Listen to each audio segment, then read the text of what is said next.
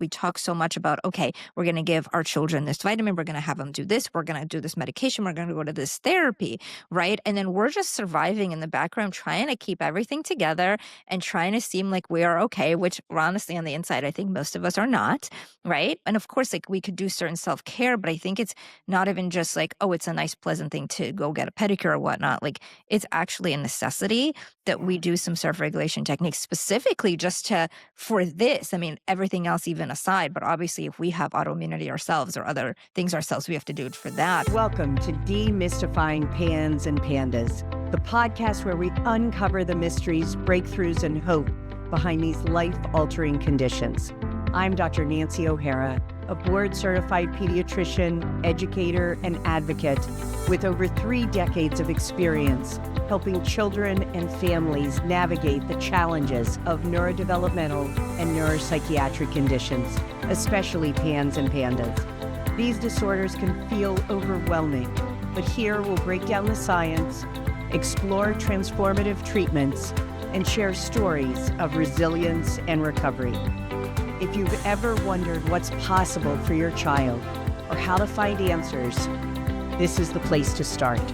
Let's dive in. Welcome back to the Demystifying PANS PANDAS podcast. I'm Dr. Nancy O'Hara, and I'm really excited to welcome Inna Topiler to the program today. Inna is an amazing naturopath, but I invited her because I wanted a practitioner's perspective on parenting a child with PANDAS. She has her own areas of expertise in thyroiditis, her own podcast, her own practice, and is a wonderful practitioner in many ways, and also a wonderful mom. So I'm really thrilled to invite her, and thanks for being here, Inna. Oh, of course. I'm so honored to be here. Thanks for having me. No, thanks for being here. And just tell everybody a little bit about yourself and how you got to where you are today. Of course. So right now, I'm a functional clinical nutritionist and I specialize in Hashimoto's and hypothyroidism. But as many of us practitioners, we typically get there from our own experience. And so, I was someone who was always kind of a sickly child. I mean, nothing major, but I had colds a lot and flus a lot. I had strep a lot. And I grew up in Lithuania. I moved to the States when I was 10. And what was interesting is my grandmother, so in Lithuania, my grandmother was a cardiologist, which is like very unheard of for a doctor, especially a woman, back then. But so we had all the best connections, if you will. And so every time I would get sick, we would have a private doctor who would come to the house that was, from the hospital where she works. And what did they do back then? Antibiotics, right? And so I still remember my mom literally chasing me with like shots of penicillin in my butt because that's what they did. So anytime I had a sore throat or fever, and who knows, right? Like back then they didn't test, like, was it strep? Was it something else? Could have been the flu, right? But antibiotics. And naturally, that led to a lot of GI issues, which then when I moved to America, this was in '09, the dental care wasn't great there. So I had a lot of cavities because I had a retainer and apparently no one told me I'm supposed to take it off every day and clean it. I was 9 years old, So Doesn't happen. yeah, so I had a lot of cavities, and my parents took me to the dentist locally where we first moved here. They didn't know any better. They're like, "Oh, you have all these cavities." I got like 16 amalgam fillings put in, like pretty much at once. And of course, looking back, did I really have that many cavities, or was this dentist drill happy? Who knows? Right. But I had that. I also had to get revaccinated because even though I had some vaccines there in order to go to school here, and my parents, again, didn't know anything. And so I got a lot of the main ones again, which then gave me a lot of acne and a lot of more digestive issues. And so that went on, and I went to college and things kind of just were back and forth like that. And when I graduated, I worked on Wall Street at first, and I was so tired. At 5 o'clock, I lived in the city, in New York City. So all my friends would be going out after work and all I wanted to do was go to sleep. I was tired. I had PMS. I still had the acne. I had, so many different things, like so many issues. And nothing was super, super serious, but they were all really just frustrating and annoying. And, I went the regular medical route.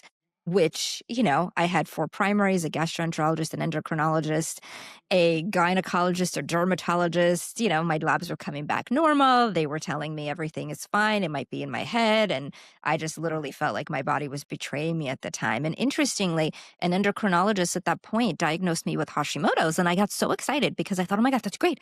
What is this? Like, let's fix it. And they're like, yeah, well, your thyroid is actually fine. For everyone listening, with Hashimoto's, it's where your immune system actually attacks your thyroid. It's an autoimmune disease. And so what this endocrinologist said to me was, your thyroid is fine, so your immune system is attacking, but not so much. So we're just going to wait and see. And eventually, when your thyroid gets really attacked and destroyed, then I'll give you medicine. But for now, we wait and see. And I was 23 years old at the time. And obviously, didn't know anything about this. I worked on Wall Street, but I thought, well, that doesn't make any sense. And Yeah. so that's really what got me into research mode. And, back then, this was 2001, there wasn't social media in the way we have now. There wasn't as much Right. information. I mean, they didn't even have a Whole Foods in New York City. I think they just built one like right around Wow. that time. So, I started learning things like, oh, what you eat matters and chemicals matter and all of the things. And so, long story short, eventually, I went back to school to learn really more for myself. I got a master's and I did a lot of other continuing ed because I wanted to see how else I can help myself. I started working with a Yeah. naturopath myself and, really figured out that, wow, like there's all these imbalances. I had heavy metals, I had candida, I had parasites, hormonal imbalances, copper toxicity. I mean, you name it. Yeah. And I worked on all of those things. And obviously, it wasn't overnight. But as I worked on all of that, things got better. My acne went Yeah. away, my IBS went away, my energy improved, my hormones balanced. And, and then I started doing it first for friends and then for friends of friends. And then I started to practice. And 21 years later, here we Here we are. are. Yep. Yep. And Yeah. it's amazing. Your story is so typical to so many people I hear from, that our own health issues, whether it be infertility, like I went through, all the things you went through, bring us to a place where conventional medicine may not be having the answers. I mean, that's something so typical people hear, well, we'll just wait till it gets so bad, then we'll put you on medicine, as opposed to there are things we can do in our internal environment, our digestive systems, all of that. And also, the degree of autoimmunity that are in our parents, particularly our moms, particularly Hashimoto's thyroiditis, that we see in at least 65% of our kids with PANS and PANDAS. So we have the children that we have, not because of some big karma, but because epigenetically and otherwise, our children are also susceptible, Yeah. right? Yeah, Yeah. absolutely. Absolutely. And I think what's really interesting is as a parent of someone who has ASD and PANS pandas and also a provider, it kind of puts me into this very interesting place where I know what to do. And, even though I had this history, I've spent years cleaning things up. I Yeah. did a whole year of chelation for mercury. I had 47 chelation treatments. And not that I necessarily would recommend that now, but I had a lot. And my husband and I knew we wanted to have children, but I was very adamant about making sure that we get everything in order. And I probably Exactly. spent I would say at least 10 years. I mean, really, when I found out and started working on things functionally, it was 2003. Then we decided to have kids, and Jake was born in 2016. So I got pregnant in 2015, right? So that's 12 years. Yeah. Cleaned out the candida. I did like Yeah. years of that, the mercury, the hormone balancing, like all of the nutrient balancing. And I felt so much different. I mean, I felt better in my 30s than I did in my teens and 20s. I mean, I feel Right. better now in my 40s than I Right. did then. And you look better, by the way. Well, Just thank you. just I didn't know you back then, but I've seen pictures. Anyway, you look younger now than you did when you were in your 20s. So, Well, thank you. anyway. Yeah. And also, like, a big thing too, like, I show pictures of my hair where, like, Yeah. before I really supported my thyroid, it was short, it would break. I mean, there's just like things you could see. Yeah. But, I think I was when Jake was first diagnosed with autism, and he's very, very high on the spectrum, but still that. And then pandas, it all kind of came at the same time. It was a very interesting time for me because I was in denial because also, I just thought with all of my training, I mean, granted, I didn't specialize in pandas. I did more thyroid stuff, but you hear about it, you learn about it in school, right? Yeah. But it seemed to me as this very rare thing, which it's so not, obviously Right. not. No, not. But it really did. And so when someone mentioned it, and I even kind of thought, like, someone's like, well, could it be this? And I thought, my child? Right. No, that happens to those other people. Like, do you know who I am? Yeah. Like, do you know what I do? Like, Right. that can't be my child. And, it took a while to kind of accept that. But also, then, and I think naturally, we wanna find reasons, right? Right. Because, Right. as intelligent people, we don't like, I just don't understand, like, how do things happen to good people, right? Like, I mean, that's Exactly. just one of those things that I'm like, "Alright, like, what's happening?" So I'm like, "Well, it must be something we did, right? So it must be my fault," and then you go down the rabbit hole, like, "Okay, I did this, but did I miss this? Did I not do this? Like, what else Yeah. could I have done?" And the thing is, and especially with Jake's pregnancy, I did everything right. Yeah.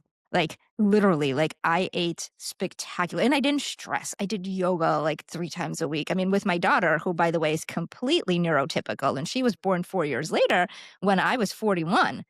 I had Wow. Jake at 37, which is still considered old, I guess, but, I was older with her, and she's fine, right? But, like, I Right. didn't even do as much with her. With him, I did I mean, it was my first pregnancy. Like, I Right. sat on the couch, my husband rubbed my feet, like, I took all the things, Right, like, I didn't right. Not stress. to mention the 10, 12 years of work that you had done to be the healthiest possible and all the things you were doing dietarily, so many things. Yeah, keep going. Yeah, no, so it was, and I think that sometimes, well, not sometimes, I think most of the time for parents, it's just one of those things like what did I do wrong? And the one thing, and then I know obviously that Hashimoto's is that big predictor. Of course, it could be any autoimmune and other things too, but I've really had that under control. So then I was like, okay, well, it's my age, right? Because I am older, but that's just life. There's not, and I Right, wanted to, the reason we waited so long is because I wanted to correct all of these things. And plus I right. wasn't ready. So it's an interesting place to be and interesting kind of feelings to sit with. And over the years, I had to do a lot of healing because for me, that well, not even the understanding, it's the not understanding of Yeah, how did this happen, right? right, That was very much like, okay, like, what, but why, and right, like, what, and the not understanding really like made me feel, well, it just wasn't, I wasn't at ease, right? Because right. and a lot of it too was, well, there's something wrong with my child, right? And so over time, I mean, yes, of course, we're constantly working on things, and I'm excited to share about some of these things, and we've made such progress. But I think the mental aspect that I had to shift is that there's not necessarily anything wrong with my child. My child is the way my child is, and we can support him. And it's that shift that helps because there Yes, was so much anger behind all of yes. that. That is such an important point, and it's one of the things I talk about a lot. We talk about when we're treating our kids, pulling back the layers, peeling back the layers of an onion, and that never set right with me because onions make me cry and all of that, and I rather think of it as a gift wrapped in many layers of wrapping paper, and that simple thing shifts me to say, this child, your child, my child, all children are gifts. They are who they are. We may help them reach their fullest potential, but we're not seeing them as broken, as bad. That shift is so important. Yeah. And it's hard. That shift isn't Very hard. easy, especially when, your child is yelling and screaming at you and telling you that they're going to do something bad or Yeah. whatever it may be. And it's a shift day to day, moment to moment sometimes. Yeah. It's taking that extra breath and remind, yeah, definitely. And the other thing that's really helped me is instead of asking why me, I often ask why not me. Whenever it comes up, whether it be my child or something else that happens, and try to turn things around. Your son is incredibly fortunate to have you as his mom because of all because of all you've gone through. And where might he be if born to a different mom? Oh, you I think know? about that all the time now, once I got over some of the anger and all of the things that came to it. Because yeah, Yeah, I mean, who knows where yeah, he would be yeah. if he So, would be eating gluten and doing all the things and sugar and not but being as you said, understood. he's a really high functioning young man, even though he carries those labels, and has all the things that he has. Might he be one of our much more affected children that wasn't speaking, that wasn't able to have a fulfilling life? So, Yeah. anyway, we don't have that crystal ball, but tell me, I just want to know so many things about what you think, for instance, about autoimmunity in our kids in general. Yeah. You did everything to try to avoid that in your son. What's your thoughts on it, and what do you recommend families do? Absolutely. Well, so I think that what you do preconception and pregnancy really, really matters. And, when I look back, even though I did all the things, back then I also didn't understand thyroid the way that I do now, Huh. 10 years later, specializing in it. And, I think that that's such a big part. So for me, I did have my levels much better, but I was coming off a flare when I got pregnant with him, and my levels were better, but they still weren't 100%. My TSH was a little bit higher. And even though my thyroid hormones were okay, I don't think I was on enough thyroid medicine. And I Mm, very, very much believe that thyroid medicine isn't like medicine. 'Cause some people, I think, knowing that we're more holistic, say, well, why would you recommend medicine? Aren't you someone who does natural things? And when it comes to thyroid medicine, it's really just replacing an essential hormone your body needs, right? I don't even think of it as medicine the way, say, cholesterol medicine or other medicines are. And so I sort of had this idea. Well, first, even before I thought all medicine is bad, I'm not even going to do it. Once I learned, I'm like, oh, wait, I need this. But then it was the idea of, the lowest amount needed yeah, because, we don't want to make the thyroid lazy or whatnot. But that also isn't necessarily the most correct way to think about it. It's not the lowest amount needed, the most optimal amount needed to get right. levels of where they need to be. And, especially before and in pregnancy, you want TSH below 2 and you want thyroid hormones, to both T4 and T3, to be really in that middle optimal range. And I think for me, they were there once I was, I think, at maybe 6 weeks pregnant with him. But initially, my TSH did jump and I didn't raise my medicine. So Huh. it was like a 3 something. And so much happens in those first three Yeah. weeks of gestation. And so I think that as much as there's so many different environmental factors too, which we'll talk about in a second, but I think really getting your thyroid optimized is so important before getting Yeah. pregnant and in pregnancy, just to make sure to support everything, and then of course, And just on that for 1 minute, it is such a balance between what we use in functional medicine and what we use in conventional medicine. And one of the things that I think both of us agree is marrying those to the optimal is really important. And you're saying, I agree with you. Thyroid medicine is different than cholesterol medicine or even some of the medicines we use for neuropsychiatric illness. yeah, But also, I know you use a lot of like myoinositol, and you also have something called Thyroid Love. thyroid love. Yep. Do you mind just mentioning that real quick, and then I'll let you get back to all the environmental Yeah, stuff and yeah. everything? So this is something we just recently launched. I've been working on this for almost 2 years, and it's essentially like a multi-nutrient formula made specifically for people who have Hashimoto's and hypothyroidism. So it's kind of, I mean, I don't even like to call it a multivitamin because it's so much more than that, but it's Oh, essentially like a multi-nutrient vitamin, but it has the inositol in it, which is so good for thyroid antibodies and to help sensitize TSH. But it also has higher levels of zinc and selenium than typical multis. It has CoQ10. It has all the minerals that we need when we have autoimmunity, especially for thyroid.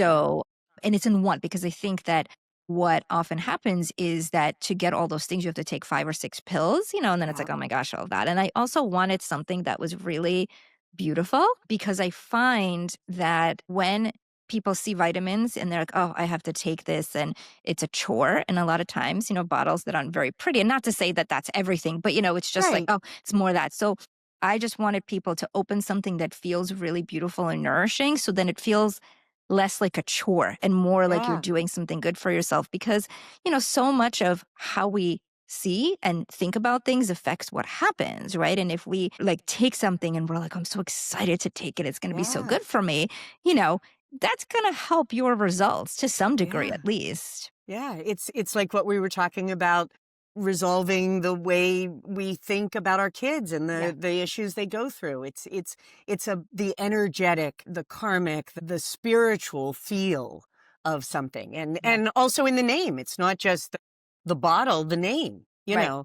So Yeah. that's great. I just wanted to mention that. So go Thank ahead. you. Now, besides that, you were talking about autoimmunity in our children and things we can do. Yeah. And so, I think again, just environment. And I know we can't control everything, but we have so much control over so many things, right? The water we drink and the type of filtering that we do, the air that we breathe, maybe not outside, but inside with filtration that we could do Yeah. there. And that doesn't cost a ton of money, doesn't require a lot of effort because I know one of the things that I hear a lot, as I'm sure you do, is but I'm so busy. I don't have time to do 100 things. I get it, right? But if there's 100 things we could do, but if there's three that are going to give you the biggest bang for your time and your buck, then we work on that. And then the body is going to be able to take over with the Yeah. rest. Yeah. So I think a clean environment, because we always hear, oh, the body knows how to heal. And I think most of us are kind of like, okay, whatever. But really, and I think the reason why people think, okay, whatever, is because they're not seeing the healing necessarily, but they're not putting in the environment, right? Like if you Right. have a fish in a dirty fish tank, the fish isn't going to thrive or even Right. survive, right? So if we can help our body to heal by giving it the right nutrients and giving it clean water, clean air, and the right environment, and ideally also in our minds, right, that environment where it's okay to rest, where we're not lazy because we're Yeah. resting, where, Yes. we put in these breaks. So it's not work, work, work, unless rest only when work is done, because, hey, we all know work is never done, right? Like, so once we have that, then the body can take over some of that. One of the big things that I talk about, and this isn't just with Hashimoto's, but really any autoimmunity, is that we have these triggers, right, that are going to trigger the immune system. Because with autoimmunity, and I think a lot of people think, oh, well, if it's thyroid autoimmunity, then it's the thyroid, or if it's this, it's that. But it's not the thyroid's fault it's being attacked, just like it's not your joint's fault that it's being Right. attacked, right? And arthritis just not, it's not your Or brain's your fault. brain's fault. Exactly. So it's the immune system that essentially got confused, right? So why does the immune system get confused? Well, it gets confused because it's literally overworking and it is tired. And it's almost like, a soldier who goes to war and then comes back with PTSD. I mean, it's sort of the same thing. If the immune system is constantly trying to fight, say, Epstein-Barr that's underlying, or Right. Candida, which is a type of fungus that's underlying, or parasites, or, mercury or other toxins, like it's trying to deal with all of these things and it can't, it just gets tired out and confused and becomes hypervigilant and essentially saying, I'm Yeah. going to shoot first and ask, I don't know who you are, but you must be bad. Right. Right. And so, you know, as parents, it's so helpful if we look at and support our triggers, right? Because the less triggers that we have, the less we pass on to our kids. And ideally, that's preconception if we Right. can, right? And in pregnancy. But then also, obviously, when the child is here, Right. they may be carrying some of the triggers that we had. And, obviously, if you have a baby, you're not going to cleanse a baby, but it's just making sure that we're giving them good nutrients, and even things like, don't heat up milk in a plastic bottle, right? Like, Right. there's things that, so then we're not getting those PCBs and chemicals like that could be really disruptive. Right. And there are so many simple things, but and it is also about modeling for our children, showing that it's okay to take those breaks, like you say. It's okay it's good to eat well. It's good Mhm. to get outside, get fresh air. And Yeah. they're simple things that help us to feel better and be able to deal with the rages and everything else that we go through, but also show our children that is something that helps us to feel and be better. Yeah. It seeks into their DNA, so to speak. It Even if they does. not be seeing it, no matter how old, how young, it seeps into their thought processes Of too. course. And we know that, most of everything we learn is before the age of 7 Yeah, because we are in more of a theta brainwave state. And yeah, so, which is kind of crazy if you think like you don't even have a logical mind. until after 7. So how is it that 90% of what we learn happens before our logic kicks in? Well, it's because it just gets accepted in. And like you said, for children, it's really like it's not even that something is told, but it's the mannerisms that we have. It's the things we do, right? If we see Right. our parent do something over and over, even if they never say, oh, this is bad, right? Like kids pick up on that and then they think that's the right thing. And what's very interesting is that as kids get older, 8, 9, 10, and the logical mind does kick in, especially as they get, and into adulthood too, then that's Right. where there's this disconnect because this Right. learning they picked up, right, before 7 saying, oh, mommy never rested, so rest is bad, and Right. then they hear, on a meditation app, oh, you should take time to meditate. And then their brain, the subconscious and the conscious mind are like, meditate? No, no, no, Yeah. that's lazy. Right. Don't rest. You know what I mean? And it's this like back and forth. So, even if things are not said, they do pick that up. And for the positive, of course, as well. Yeah. I think a lot of that we can use for the positive with food. As I'm sure so many people listening know, what we eat, of course, affects our kids and has such a big effect on pans and pandas and all the things, right? Whether that's gluten or dairy or any Right. food, really. I mean, it's not just those things. I mean, kids can be sensitive to a lot of stuff. Sometimes it's temporary. Sometimes it's longer term. I mean, of course, we ideally don't want to restrict everything for too long because there's negatives of that. But, to get the inflammation down, it is helpful to at least take some of the big triggers out with food, but it's hard with kids, right? So it's, Right. ways to model it where, if this food isn't as good for us, but why don't we eat this food and notice how you feel, right? And then when you eat this food, how you feel. I do this with Jake a lot. He actually knows like how many grams of sugar things have. And he's like, oh, Yeah. well, this is too many grams of sugar, or this is that. But I always go back to, okay, like it's good to do the math, but like when you eat this, like what happens, Yeah. and it's a practice because, especially for a little kid, they may not understand at first, but I has been asking him this ever since he was little, like, "Oh, where," like, he'll say something like, "Where do you feel that?" And he kind of is like, "Oh, I don't know." And I'm like, "Okay, well, what color is it?" And he's really good with that. And Wow. so sometimes, like, even if he's angry, I'm like, "What color is it?" And he's, "Oh, it's yellow." I'm like, "Okay, cool. Like, let's see if we can vacuum out the yellow and replace it with purple, which is his favorite color." So we Wow. can kind of do different things, on the food Yeah. chain too, because I think as with anything, right, it has to seem like their idea for them to really get Yeah. behind it. So And the be more fun or interesting or, make sense. Yeah. yeah, You can't just say you got to eat this because it's good for you. right, And I right. love the colors. And also when you're talking about that, I think about, one of the things for me was always the hangry piece, and helping my son to see that when he didn't eat, that affected, how he was feeling. And even now as an adult, he'll say to me, he'll be angry about something and I go, Mom, I ate. It's okay. I love that. But it got in that, eating and eating good foods helped me to feel better. And so I think that's really important. Even when they're not able to do it, like you're making the changes, the child might not be on board, just saying why you're doing it or how it makes you feel may help them eventually Yeah, to see it, even if it's definitely. not in the moment. We talk about protein a lot just for that hangry piece and how important it Yeah. is. And, just like sometimes, like, and it's funny. I mean, as a nutritionist, I think I love hearing that, but sometimes he'd be like, oh, mom, I didn't have a carb in this meal. Where's my carb? I'm like, something is getting in there. Yep.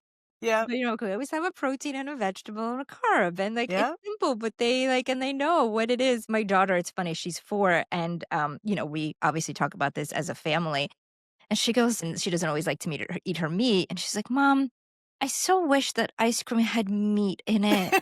Then it would have protein, and we'll do pretend play," and she'll be like, "Mom, I made you this ice cream. Don't worry, it has 100 meats in it." But I'm That's like, great. however it could get in, but that's Exactly. important, and they'll remember that forever and hopefully in a very positive way versus Yeah. like, "Don't do that, that's bad." And bringing your daughter in reminds me that if we do this as a family and we get the kids involved, all the kids involved in getting their hands in the dirt, maybe in a garden or a window box, in helping them to be part of the cooking, whether in play or really helps them to, it nourishes them in many different ways than just as the food nourishes them. Yeah. Yeah, Yeah. absolutely. So anything else in the autoimmunity of children? I mean, I think those are kind of the biggies with that. I mean, obviously, there could be very specific things for each child. But again, I think that if we look at the low hanging fruit, it's amazing like how much there is that people discount or Yeah. don't think about or, don't realize. Yeah. So it really makes a big difference. Yeah. And they're little things that aren't that expensive. Exactly. You know, so Exactly. Yeah. absolutely. Now, even though you do so many things wonderfully, obviously your son, as many of our kids do, does have flares. How do you manage that as a mom Yeah. or as a It's really professional? hard. Yeah. I'm just gonna come out and say it. It's really hard, because I think people look at me and, obviously, I'm sure they do the same with you, and they say, "Well, you're a professional, you know this, like, it should be so easy for you." And it's not, and I think it's just really important to kind of get it out there because I think that it's hard for everyone, right? We're Yeah. all human and, these flares come from what seems like out of nowhere. And Yeah. I find it so hard to know, is it a flare or is it just a bad day or is it this or that? And, my mind being very analytical always goes to, okay, what's going on? Who is sick? Who had this, to try to figure it out. And sometimes I can figure it, but sometimes I can't. And Right. that was a really hard thing for me because my whole thing is like find the root cause, get things done. Like it irks me if I can't figure something out and just had to be okay with that. Right. Because as professionals, we're detectives, and when we don't have the answer, that really rubs us the wrong way. But also as moms, Yeah. we want to know, we want to, because we don't want it to happen again. So we think if we figure it out, then we'll solve it. Yeah. And it's just when the flares come and come again and come again, it's really, really hard. Yeah. So, what we do, I mean, it's probably fairly typical, but the Advil, and we do Yeah. 200. Jake is 8.5. So for his weight, he gets about 200, 225 milligrams. We do that 3 times a day for a couple of days. I find adding Benadryl helps too.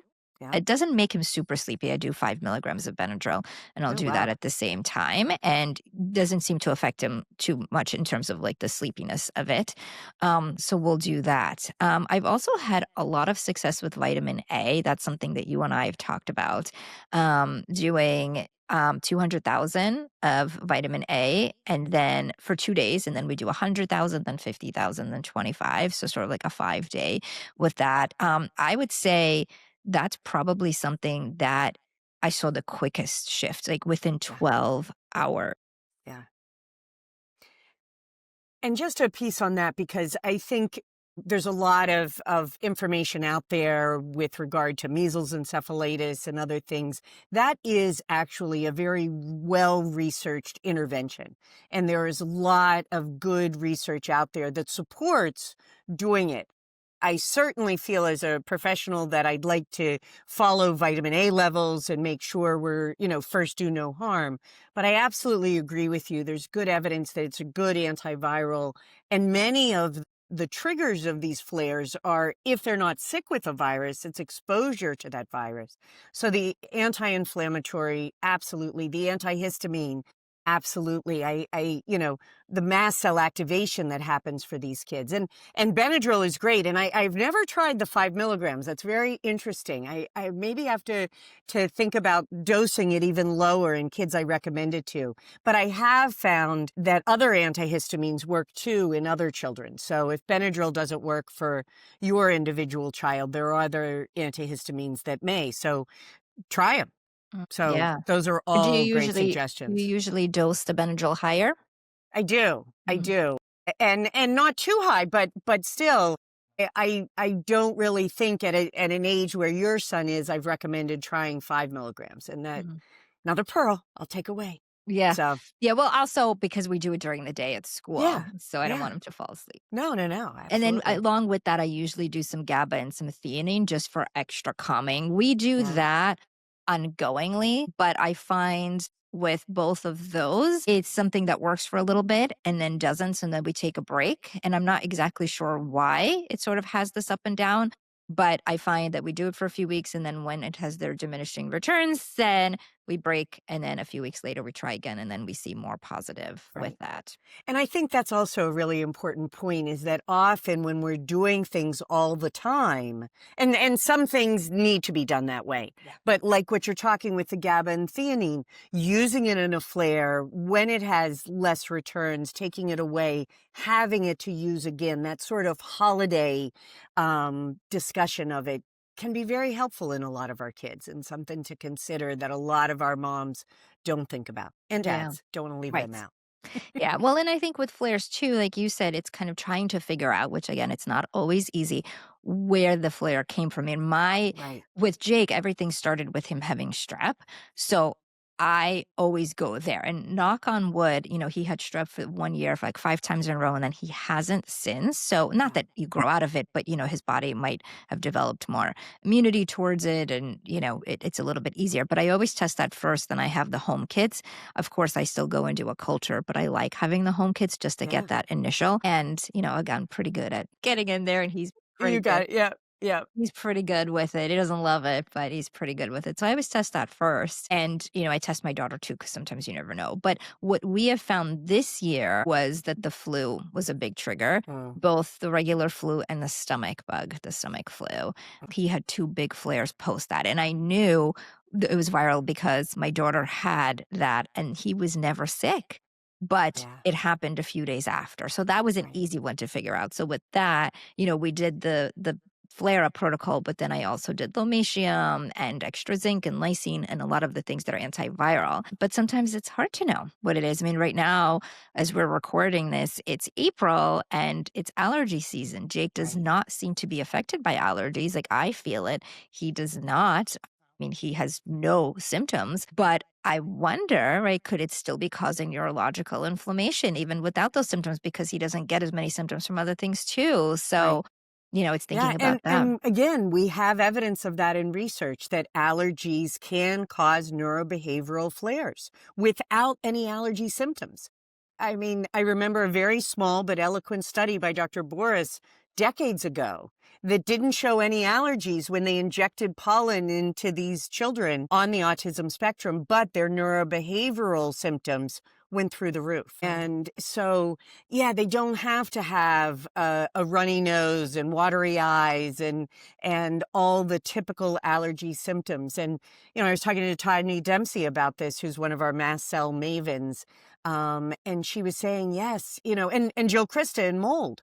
Each person can show the symptoms of the allergy or the susceptibility neuropsychiatrically, respiratory wise, skin wise, but they're all still symptoms. We just don't think of the flares and the neuropsych symptoms in the same way that we see the ones that are much easier to see, like on the skin and in the nose and things like that. Yeah. Yeah. And I think it's just so important for people to realize that because we can drive ourselves crazy, being like, "Well, I don't see Yeah. anything. What is happening?" And, it does make it more difficult because it makes it harder to know, Yeah. but at least it still gives you some other options. Like it could be this. And then, it's process of elimination, really, Yeah. at Yeah, that point. absolutely. And I think the other thing in a flare is what we were talking about of modeling our own behavior. Because if we react to a flare by flaring back, which is very typical, by getting angry or just getting tight ourselves, that will exacerbate the flare in a lot of ways. If we can take that deep breath, put our oxygen mask on Yeah. first, that can help also. It Do really you agree? does. I agree 100%. Now, Yeah. do I always follow that is a whole other story. I mean, especially when the flares come. Sometimes, we're lucky and it's a flare and then a month or two later it's another flare. But sometimes it's like we just get over a flare, we have 2 good days and it's another flare. Yeah. And when it's one after the other, because again, it's like someone's sick, then it's allergies, then someone else gets the stomach bug and, they go to school, they have siblings, right? Right. It makes it hard, but that's even more of a reminder for me and everyone that, like, we just have to make sure that we're able to self-regulate Right. because that is how our children learn.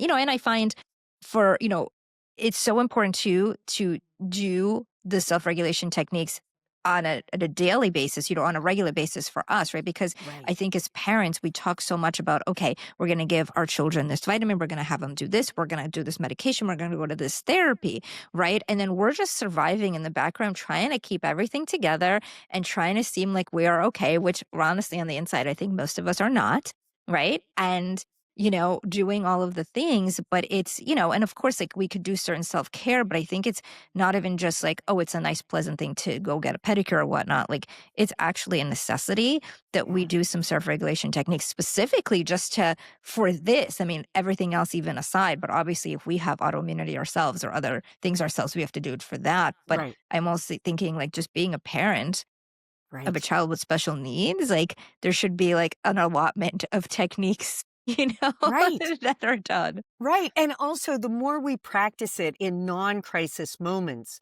the more it gets into our routine. It's like Yeah. practicing anything. Yeah. And so, practicing it by taking care of ourselves when we can, and making that a priority is really important. Yeah, Yeah. definitely. Now, we talked, I mentioned about getting vitamin A levels and things like that. As a parent and as a professional, with children with PANS, what about lab work in these kids? What's your thoughts on that? Well, I think lab work is really important. I am someone who does drag my feet a little bit. I get my own lab work all the time. I test my thyroid every 3 months, and I think it's really important. Jake is better now, but there was a time where it was a struggle, right? Yeah. So again, we do what we can, but I think it is so important to look at things. I mean, in an ideal, if I had it all my way, it would be every 3 months, right? Especially because a lot of these children do have thyroid stuff that can come up. That's one Yeah. thing that Jake had, but I see it so much more. Once I saw it in Jake, I don't see a ton of kids, but the kids that I do see, I saw it in so many others where their thyroid hormones are normal, but their TSH is a little bit high. And that's just signaling that there's something happening in the gut and there's some inflammation, which is affected by this. So checking that, staying on top of that. Vitamin D is so important, as is vitamin A. So checking those, but also just seeing, if there's anything else from other triggers that are Yeah. coming up. So, I mean, I know sometimes every 3 months is hard, but, at least every 6 months. But I think that lab work is important. So we make sure that all those levels are optimal. Yeah. And we're not talking about specialty lab work. We're talking about conventional labs Hmm. for the thyroid, for the liver, for the vitamin and mineral levels. It is so common for our kids to have really low levels of vitamin D, vitamin A, zinc. And that is the foundation of so much of what we do. And I think knowing where those are, because as they get sick and they get one infection after another, those will get used up. So knowing where they are, I agree with you. Again, just like we're trying to reframe other things like eating good food and breathing and all that for our kids, we can in a lot of ways reframe the blood work. Hmm. Um, you know, Absolutely. I actually take my kids with me when I get mine. And yeah, my kids, I mean, being children of a practitioner, they've been taking vitamins since they were like 4 months old. It's like if I forget a vitamin, sometimes like, Mom, you forgot my fish. I mean, my 4-year-old, she's like, you forgot my magnesium today. And where's my probiotic? Like she's on top, she gets it all out. She's on top of that. And so the way I tell them is like, you're taking all these vitamins and then we're going to check to make sure that the vitamins are actually in your blood and they're doing what they're supposed to be doing. And then maybe we need more or less, and they like some of their chewables. So I'm like, oh, yeah, this may show us we need more instead of one. Maybe you'll get two. And so, that's a way that I try to reframe that for them. Another thing that I also do with my kids is I do hair testing because that is very painless mm, and easy. And a hair test isn't going to be an end all be all for everything. I mean, it's a way to look at metals. It doesn't really show you everything because some people may not excrete. So, no metals right, on a hair test doesn't mean that they have no metals. But if metals come up, then something is going on. But it's also a really good way to look at minerals, especially zinc. I find so many are zinc deficient and they may have higher copper. And copper, while essential, can really kind of be more act as a toxin in the body when there's too much of it. And, we can get there through if we're drinking water that goes through copper pipes. I mean, and yeah, also I think I do hair testing a lot on people that I work with, and so many have high copper. And so in pregnancy, right, through yeah, breastfeeding, that passes through, which is how kids have it, even if they're not drinking water, tap water. So in those situations, the extra zinc is even more important, and it's just a Right. a very easy, painless way to keep track of that every, Yeah. 6 to 12 months. And I think that's a great point, and I am coming around a little bit, you know me and hair tests, but I think that if you use them regularly and not just one point in time and say, "Well, this child has no problems with metals because there's nothing in their hair." That is a very false statement, because as you said, and there are studies that show that children who cannot detoxify may have very high levels of metals in their body, but they can't detoxify them so you don't see them in the hair. But if you're using in a serial way, in looking at minerals particularly, it may be a very effective and non-invasive way of looking at these things in our kids. So I'll get there. Anyway. But one of the things I've also heard you talk about, and when I think about getting a blood test on a kid, I think of it as a traumatic experience. As much as we try to make it not, it can be traumatic. But you do talk about trauma as a trigger, and I think we've talked about it around things, this morning today. But do you want to say anything more about that? Because I think that's a trigger in us as well as our kids. Absolutely. So, when I think about triggers in the buckets, right, we have the food bucket, we have the infection bucket, the toxin bucket, and then the stress bucket.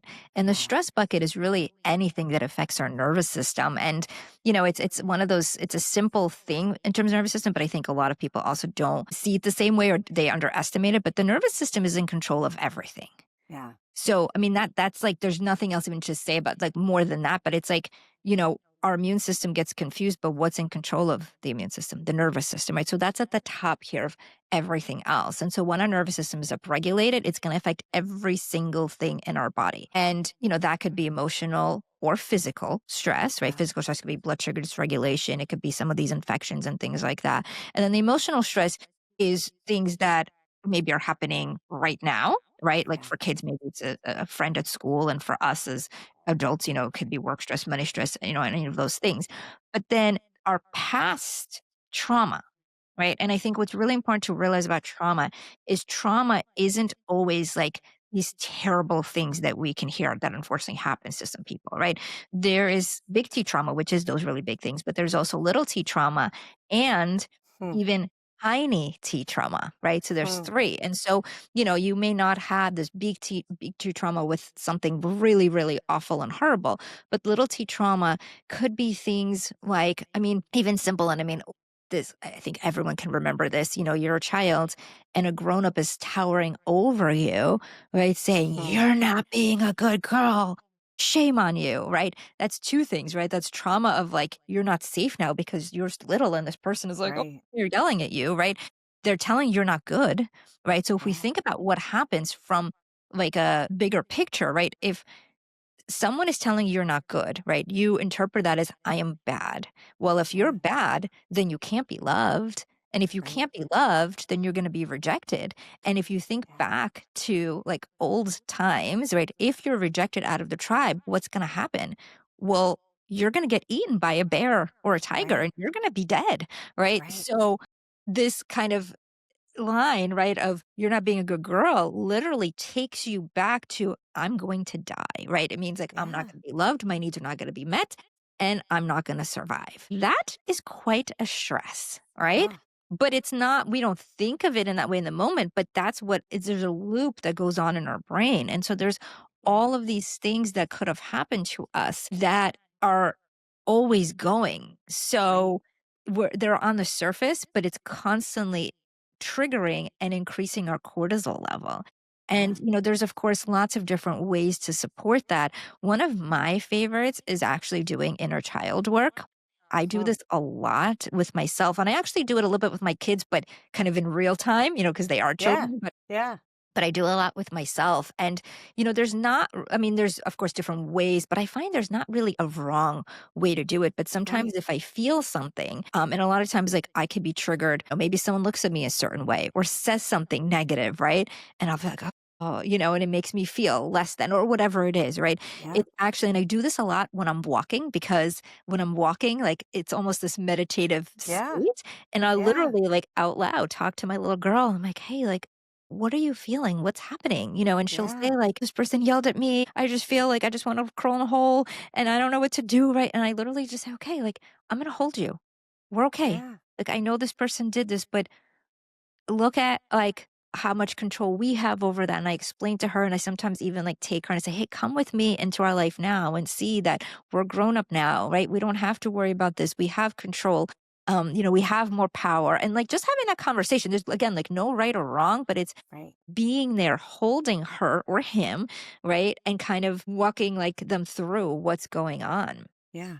So, so vital. It brings me back to it used to be every time somebody took their glasses off and went like this, the hairs on the back of my neck would go up and I would always be in this stress response and no idea why until finally I realized that was my inner child because my dad always used to do that before he would say he was disappointed in us or Mm, yell at us or anything. And just that awareness, I was able to say to my inner child, you're okay. And you are loved. You were loved then. There's so much to unpack in that, but you're right. The little T traumas, it's a phrase that I always remember is it's just a little turd, but you take a bunch of little turds, it becomes a big pile of crap. And we all have tons of turds and our kids have tons of turds and we're all just doing the best we can. But if we can be aware of these things in ourselves, we can help our children to be aware of them too. mm. That's Yeah. such great advice. Yeah, and I Yeah. think for kids, one of the things I do, because I mean, it's not going to be the same inner child work, but Right. one of the things I tell them is that I love you no matter what, and I'm going to be always here for you, and your needs are going to be met. Because that's one of the things that I find is the biggest thing that makes them feel safe, right? Because if the body's not safe, it literally can't do anything. It can't Right. heal it. Nothing is going to happen if your body's Right. not safe. And it's amazing what things can make us feel unsafe. Anything. Right. But it's back And to our saber-toothed tiger days. That's what they're exactly. feeling like. Yeah. Yeah. Yeah, and so that's one thing I say to my little girl. Sometimes, like, if I know she's feeling something, I don't even know what to say. I'll just say, whatever it is, you might be feeling alone, but I'm always here for you. Your needs are always going to be met, and I'm going to love you unconditionally no matter what. And that instantly just calms me. And so then I say the same thing to my kids. I mean, even if Yeah. Jake is acting out or doing something, and I'll say, listen, like, I know there's a lot happening, but I just want you to know I love you no matter what, and your needs are always going to be met. Yeah. And it really helps. Yeah. Such great advice. So, first of all, tell people how they can find you, how they could find the Thyra Love. Absolutely. So for ThyroLove, just go to thyrolove.com. Super easy. And then for everything else, it's innatopiler.com. And I have all of the different thyroid programs and support, podcasts, and lots of free information. Well, that's great. And any last words of hope or advice you want to give to the families, the parents, the kids, the doctors, anybody that may be listening? Yeah. Well, I think the biggest thing I would say is that there is hope. I mean, that's one of the things that I talk about all the time, that as much as I know it's so hard. Like, I really know it's hard. Like, I'm in it with you. Like, I know it's so hard, but there's always things that could be done. Sometimes it's not a linear road, and there is a little bit Yeah. of down and sideways and all different ways, but there's always something to do. And if there's one road you're going down and it doesn't seem to be working, that's okay, right? Yeah. Like, there is 100 other roads, and there's just so many different things, and you just want to keep going. It's one foot in front of the other.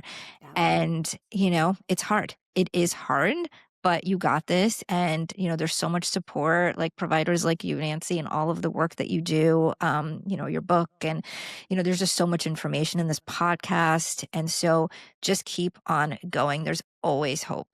Yeah. Such great advice. And there is. And it's not false hope. There is hope. And today may be a bad day, but we're glad you're listening. And tomorrow will be better, especially if you listen to some of Ina's advice. So thanks so much for being here. I really appreciate it. Thank you. That's it for today's episode of Demystifying PANS. I hope you're walking away with insights, tools, and hope to help you and your child on this journey. If you found today's conversation valuable, be sure to subscribe so you never miss an episode. Share this podcast with anyone who might need it. It could be the lifeline they're searching for. And if you have a moment, leaving a review helps us reach even more families who deserve answers. Also, for more information, training, and community, check out our website, drohara.com, and join our annual membership. And remember, every step forward, no matter how small, brings us closer to healing and understanding. Until next time, be present, be hopeful, and we look forward to seeing you next time on Demystifying PANS, PANDAS.